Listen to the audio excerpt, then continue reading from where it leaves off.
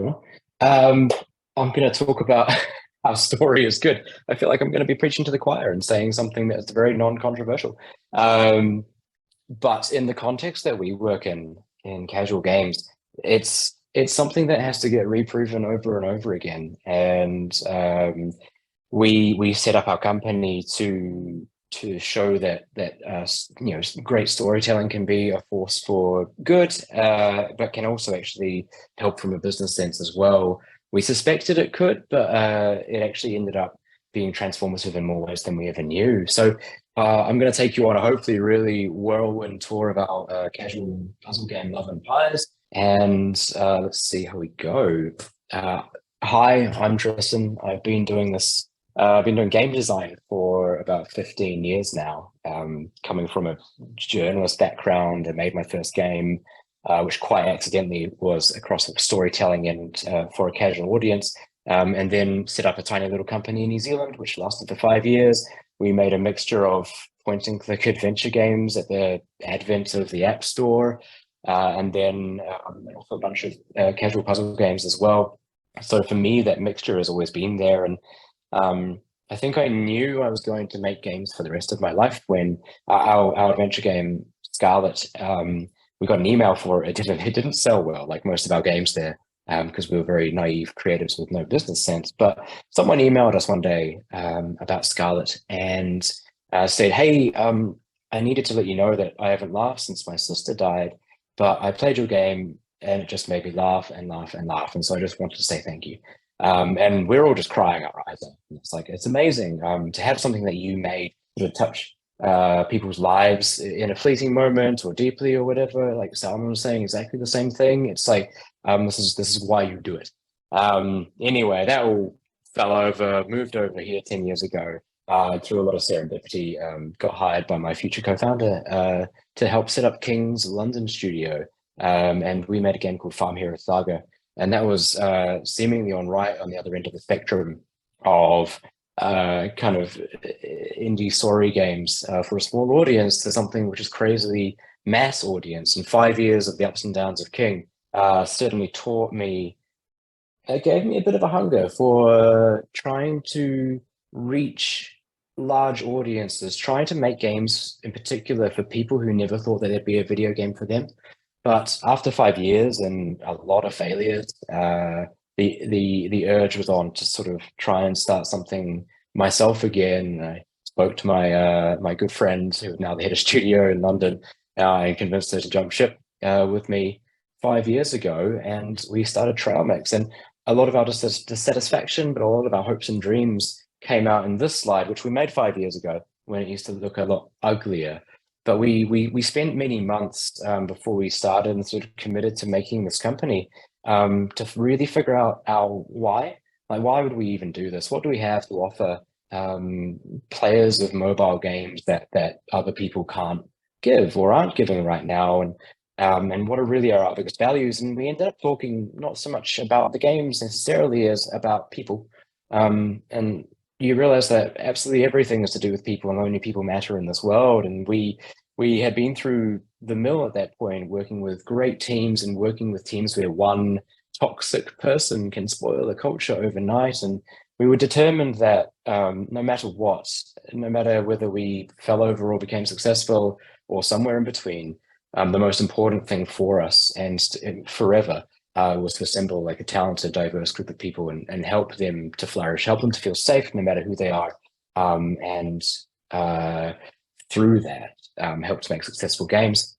And when it came to the games themselves, it was a very similar thing. We really wanted to take what we learned from the snackable side, I suppose, of casual gaming. Like, at its best, it can fit into your daily life. It can provide a welcome distraction. At its worst, it's kind of like the McDonald's of video games. It can kind of feel like empty calories. And we really wanted to add nourishing alongside the snackable. How do you make games with depth without sacrificing the breadth or the accessibility? That was our thing. How do you square that circle? And finally, we felt like we've seen companies, it's a very tough market, casual games market, but it's also one where those who rise to the top suddenly have a lot of reach and a lot of resources. At which point we were always kind of like bit disappointed with what people actually did with that. I think that we firmly believe and still do that there's a great responsibility that as and when you gain a platform, a loyal fan base, and games that work and resources, that you have a responsibility to give back to your industry, to your team, to your players, to the world at large. And that's a journey that we're just embarking on now. So that's all well and good. So we founded in 2017 with that mission to start a diverse, people-focused company that makes hit casual games with nourishing story worlds. Something, something, something. Everything went fine. We made no mistakes. And now here we are with a wonderful game that people love. Except, of course, it wasn't anything like that. And it was 5 years of absolute pain. And so my story very quickly through here is about a lot of the failures to get from one thing to another, and 2 to 3 crucial wins that changed absolutely everything and opened our eyes from what we could give our players and how we could reach them. So Love and Pies is what we describe as a cozy telenovela. At its core, it is what we call a merge to core, where you generate and merge items of various food and drink, merge them up so that the customers at the top of the board there have what they want. You serve the customers, they give you coins, and then you spend the coins on the right-hand side to help restore a cafe that is burned to the ground in mysterious circumstances, and help Amelia and her daughter Kate solve a whole bunch of mysteries like that, find love with her teenage sweetheart, and generally work through a lot of the most soap opera of crazy soap opera storylines that we can dream up. It's been out since late 2021. It's now got a few 100,000 people playing every day, and it's got a lot of fans. And it's amazing that we got there. But it's been a long road towards actually finding something that spoke to our player base. So very quickly whipping through several years of mostly pain. So we started, as with anything, with prototyping a lot of mechanics, and our early assumptions were that we wanted to find a core mechanic that we could base our game on, that was fresh yet familiar. And we landed on these squares, circles, triangles, where it was a match 3 combined with a lot of merge mechanics. And we went, okay, well, this isn't very fun, but we keep playing it. And what followed basically was 2 years of trying to iterate on this and find what it wanted to be. So much time was spent trying to remove the frustrations, lower the complexity, while increasing the fun, while also trying to find the theme, because we always knew from the outset, well, actually all we knew from the outset was that we had to find a core mechanic that was fresh yet familiar, and something story. And we didn't know how to deliver the story. We didn't know what stories ought to be. We just knew that we needed to find that combo. Eventually, with this core mechanic, it kind of was telling us that it was about growing, and 2 things fit with growth, which was very much nature-based stuff or food. And the journey continued, where we went into sort of larger scale playtesting, where we segued very slowly and very painfully from nature, from magical animals actually, into very nature-based stuff, into full-on embracing food as a delicious theme to do. And eventually we got to a point where we had hundreds of levels, a lot of features, and sort of the theme wrapped around it. But of course, that was only half the exploration. Meanwhile, we're trying to figure out, well, what's our meta layer? What should we be doing story-wise? We very much didn't want to have a world where we had to update it every week or every couple of weeks, where a lot of expensive artwork had to be created, where players could customize and choose their decorations. And so we tried story layers that were very much more, all right, well, we clocked onto the idea of a sort of a cafe you could restore and solve mysteries pretty early on, for a long time. But we ended up going through so many iterations of that, and grudgingly, very grudgingly, we eventually got pulled into a place where, okay, the fantasy we're kind of selling our players is that they get to actually come and restore this cafe business. But how come they can't customize it? And we realized that we probably ought to. So these explorations were happening in parallel, trying to find the core mechanic that worked, trying to find the meta that worked. And it was a long road of losses. We learned a lot, but we also learned that a lot of the things we were doing weren't what we thought they were. It's a very good lesson to learn. Like that core mechanic we found, the one we started developing for ages, we worked on it for a very long time before we went to a place where we could test it in front of um, a few thousand real players to actually find the data that told us what they thought of it. As a result, we when we did launch it and we had hype around us from our sort of industry peers saying, "Oh, it's the next big thing," it very much wasn't. For those who aren't so familiar in the mobile gaming sort of metrics that we tend to use, the most first and most important thing is about retention, which is you install the game on day zero, how many people come back within the next 24 hours, and then how many people come back a week after, how many people come back a month, a year after that. And for our games to have really any legs, you kind of want to create a long-term relationship with your players. We really aspire to have sort of that day one retention of at least 60% of players returning after installing, and then after 30 days, trying to have that day 30 retention up around 15%. But we weren't even there yet. And so we spent a long time making playtest after playtest of this core mechanic and the evolving meta layers with a day one, no matter what we did, no matter the quote unquote massive changes that we would make, the day one kept coming in at 38%. Yeah, so everything you saw made no difference whatsoever. And a great example is that at one point we tried 3 different core mechanic variations on the one that we had, with the pictures on the right that you can see. And we laughingly said, "Oh, wouldn't it be terrible if it came back and the results were no different?" And the results were no different.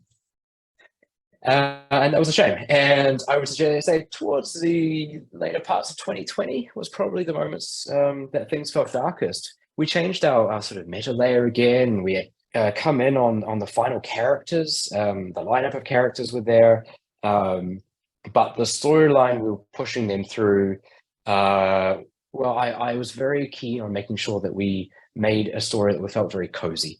I wanted to give people a snackable distraction, but there's this kind of very, very safe, very wholesome, hopefully restorative story people could have on the side.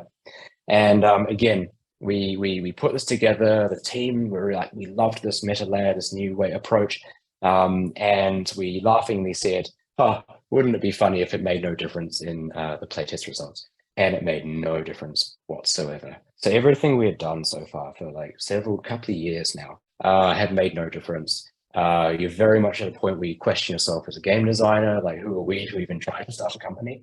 And it was a dark time, to be honest. And we wouldn't have gotten through it without the teammates around us who were as stubborn as we were, who cared.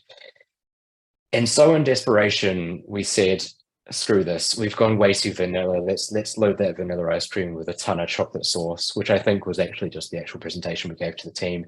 And over the course of 4 weeks, we decided to just literally burn the cafe to the ground. In a space of 4 weeks, we invented absolutely everything that our players now love about our storyline. We turned it into that cozy telenovela full of that sort of cozy chaos. We burned the cafe to the ground, and suddenly it's a mystery of who burned it down. Where is Amelia's mum? Really dialing up the drama of the romance from your ex-teenage lover. Every frenemy, every villain comes along, and they're larger than life, with stories pulled out of soap operas. There's an evil twin. There are just so many about turns and treachery and love and everything. Like everything crazy, we just loaded it into the game and had fun with it. And we thought, "Oh, well, that's fun. Let's put it out there." And we put it out there with the same core mechanic. And we thought, hey, maybe that would be good. And our assumption going in to all of this, we thought, hey, well, story might be able to help with that long-term retention, but the core mechanic is really the most important thing. But it turns out it did something that we just couldn't expect, and it increased our day one by 20%, which was insane to us. And if you're in my part of the industry, you know that when you're in soft launch and you're trying to get those retention numbers up, to make any major leaps is difficult to nearly impossible.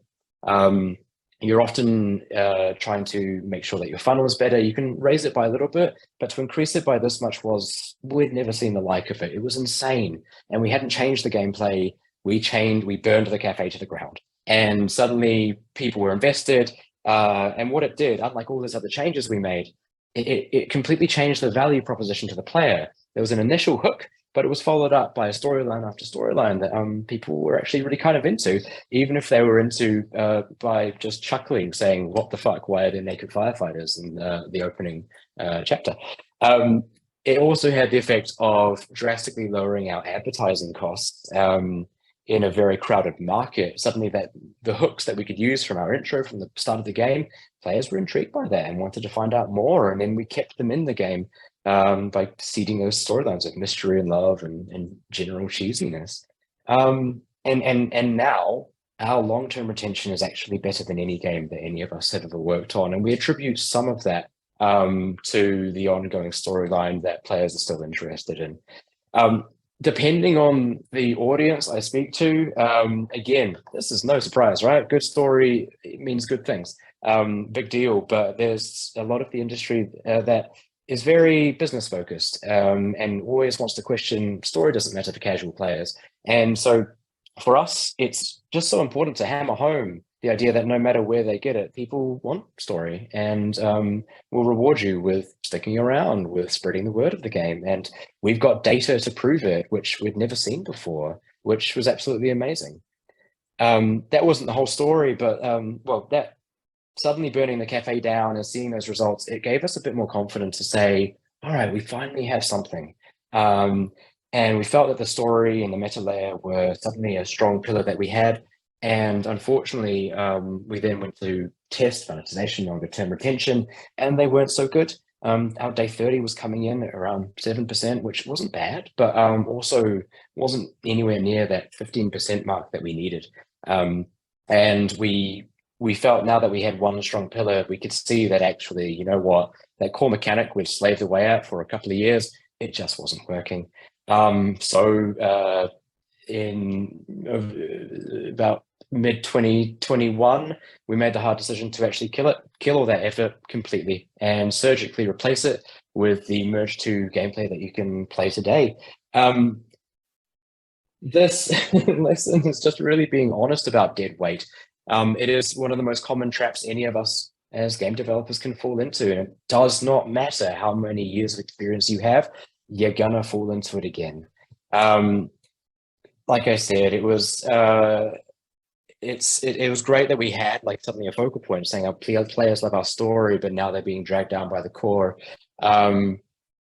But yeah, it was, and it was difficult. We had a lot of fans of the core in our company, but it was easier to make that decision because it wasn't hitting our own high ambitions. It wasn't accessible. There are so many, I could go do entire talks as a game designer about this core mechanic and why it seemed promising, but never really actually lived up to that promise.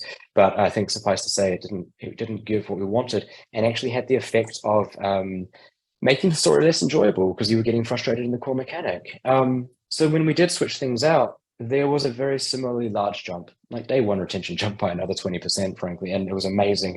And everything went up, monetization went up. It was all absolutely insane, but it had the strange effect of making our story more enjoyable. And it was a really great lesson in learning that, okay, well, now that the core mechanic is so much simpler, so much more intuitive, so much more fun and simple, and Salman's example is actually just a test to that absolutely completely. It's a very universal rule. Players had enough cognitive sort of brain power to actually enjoy our story more afterwards. The entire game somehow became more enjoyable because we swapped it out. And it actually weirdly fit with our whole food-based theme more as well. And so we were cautiously optimistic. And we then got it to a soft launch in the space of about 8 weeks. In 2021, we launched it and it just did so well, outperformed anything we'd ever seen before. And the game has been globally live for just over a year now, and it's been a crazy roller coaster. The effect of this was, now that we had the game with kind of the metrics to actually start spreading it far and wide, we then got to see the thing that I dreamed of the most. We got to find the people who actually derive deeper meaning from the story. and we saw it in a couple of ways. And um, one of the biggest and most important things for us, like I touched on earlier, was actually, you know what, if we want to normalize a world that we all want to live in through our story world, how do we make a diverse bunch of characters who come together where it's a safe space, whoever you are, and people are represented on mobile who, frankly, are of the audience that we are going for, people out there who never thought there'd be a game for them. How do we make them feel seen? How do we create characters that speak to these people, whoever you are, but doesn't feel tokenistic? And it was a lot of work, but it was very important to us. And to be honest, there was a slight fear that okay, it's we're going to do it, but we're very curious to see how many reviews come in that are just racist, sexist, homophobic, whatever. And the result surprised us, actually. There was almost nothing. There was almost none of that. But what there was a flood of people who wrote in, and I'm sorry for the wall of text, but who wrote in and talked about how important it was that they felt seen in one of their casual mobile games that they play to, pass the time during their day. And this has been one of the most heartwarming things ever for a team, especially where we're frankly trying to make the industry look a little less like me. This was so important to us. We have such a strong and proud bunch of people from all walks of life, in particular our LGBTQ plus bunch of wonderful people at Trailmix, and so for them it was really important that we got this right. And the amount of people who talk about our game on social media or who simply send us in emails or reviews just to say that they appreciate it has really made those previous years of hard slog more than worth it. And more broadly on that note, my challenge to myself, to our team, to our industry was that, well, okay, there's so many reasons to try and aim for deeper, but one of them is that I think simply saying that you can is really important. Most casual games in our genres and our market are firmly in that light distraction box, and that's cool. And they do so much, and they provide players with relief. But what I love that we've created now, and as a first step anyway towards this, and what I want to see more people do is follow that sort of emotional funnel down deeper. Because it turns out you can actually have both. Someone once said in a talk years ago at GDC that you can't have both breadth of appeal and depth of emotion. And I thought, oh, now, but what if you can? And I love that sort of this game starts to say that maybe you can. One final story, because it brings tears to my eyes and wraps totally back into that story from the game I made 15 years ago, was someone emailed us recently and said, hey, I'm a father in the United States, and I've been very sort of estranged from my 18-year-old daughter. And she's suffering from really high anxiety, and I didn't know what to do. And it just so happened that we found Love and Pies, and we both started playing it on our phones and keeping up with matching progress in the story together. And it brought us closer together again. And we now sort of trade notes on where we think the story is going, the answers to all the mysteries, and who we like best. And just wanted to say thank you. And frankly, if you can get messages in like that from a casual mobile game, then I think you're doing something right. And it's made it all worth it, basically. So very quickly, so a few takeaways. There are just a million from our journey so far. And in a market that is so crazy crowded, no matter which part of the mobile market you're in, it's insane. Story is important. Who knew? Again, not controversial, except it's apparently in our part of the industry. But the key thing is that all of your key performance metrics, all the things, retention, monetization, everything, it turns out it makes a meaningful difference, for which I just will always use as a hammer over the head of more business-focused people. It turns your casual players into actual fans who help you spread the game like they do with us. We have growing, wonderful communities on Reddit and Facebook, and there's a fan wiki now theorizing about all the future plot developments. It's insane. And these people, you can, if you keep helping to sort of feed these people with wonderful experiences, they can in turn bring more people into your game. And you give more to people looking for meaning. And my one thing I want people to remember is that humans look for meaning absolutely everywhere. And anyone who dismisses casual puzzle games frankly, are quite often quite right to do so. But so many people play these games that I want to see more people inject more meaning and depth into them, because those players are just as worthy of those experiences as anyone playing on Xbox or PlayStation. And I think whether it's story or not, for us, our unique selling point is our storyline. I think you have to do what we didn't quite manage to do, which was very test and find the thing as rapidly as possible, and just be very brutal with your decision making. It is a black hole of time and resources trying to find a mechanic or a storyline that works. But I just want to say that it's worth it. Or if it isn't actual sort of storytelling that you're after, find the one thing that you actually care about. And on that note, like, find the thing you care about and find the thing that you are giving your players that they aren't already getting on their phone. There are millions of games on mobile, but no one has maxed out everything that can be given to our players over there. And for us, I just want to leave on, we kind of found our why. We talked about it so much up front before starting our company. And now, thank goodness, in time, we almost fell over so many times over the years and had to close doors, but we managed to survive long enough to get Love Empires out into the world and have it come true, our dreams come true for a first step. Like, our why was always been, we are storytelling people. We believe in the power of story, and we believe that you can get it out to a casual audience of millions of people. And we're on that journey now. And I'll just leave you with encouraging you to make sure that you interrogate yourself hard out about why you make games, and then interrogate each other, all the people on your team, and then interrogate your players as well. Find your why and be really, really true to it. And that's the journey through which you can find your unique selling point to make you stand out in a really tough market. Thank you. Thank you so much, Tristan. There is so much information there. If anybody wants to watch that back, it will be on YouTube. I should be uploading it tomorrow. And of course, everyone will be sent out links as well. We did have a question from Salman that said, what things did you do to help with the iteration process of the narrative? Keep trying. So honestly, one of the best things was, so we didn't do what we didn't do early on. We weren't set up. We didn't do enough outreach to our player base and finding our audience, which in retrospect was kind of insane and lost us probably several years of journeying. Now I would say what we will be doing a lot more is, well, partly because we have an audience and kind of the tools and know-how to sort of find out a little bit more through our marketing team and whatever else.